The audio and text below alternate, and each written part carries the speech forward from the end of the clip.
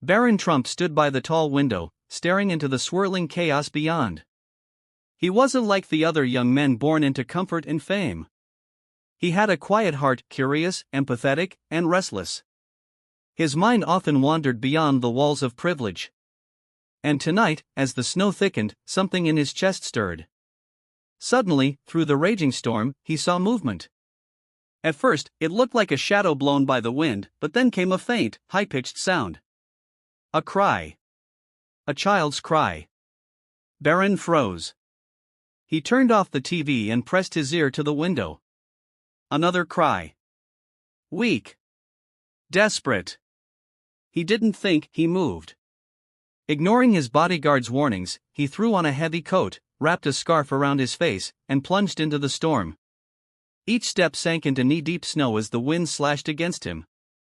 Visibility was nearly zero, but that voice, that small, trembling voice, pulled him forward like a thread of destiny.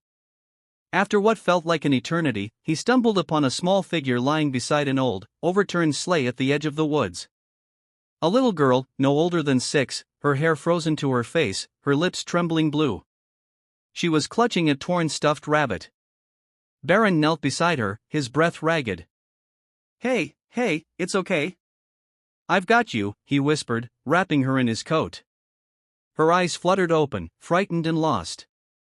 My mommy, she didn't come back, she whispered, barely audible over the wind. Barron's heart tightened. You're safe now, he said firmly. I won't let anything happen to you.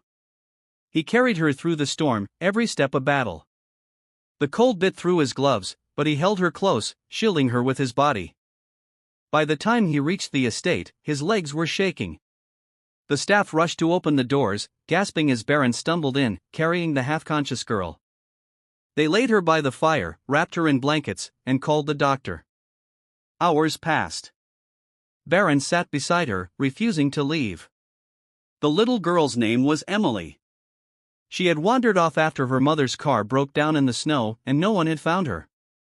As dawn crept through the windows, her breathing steadied. She looked at Barron and whispered, "You came for me." Barron smiled softly. Of course I did. But deep down, he felt something powerful awaken, something that would soon change his life forever. Chapter 2: The Miracle and the Truth. Over the next few days, Emily slowly recovered. The Trump estate's medical team took care of her, and Barron spent time by her side reading, drawing, even teaching her chess. She laughed for the first time in days, her tiny fingers clutching that old stuffed rabbit. But something about her story didn't sit right with him. The police couldn't find her mother. The car she mentioned had vanished from the roadside. It was as if she had appeared out of nowhere. Emily, Barron asked gently one evening, do you remember where you came from? Your house? Your town? The girl's eyes clouded. I used to have a big house. My mommy was sick. She said if I ever got lost, someone kind would find me. Barron's heart twisted. He made it his mission to uncover her past. He contacted local authorities, checked missing children's databases, nothing. No match. No trace. One night, while Barron was sitting by the fire with Emily asleep beside him, an elderly woman arrived at the gate.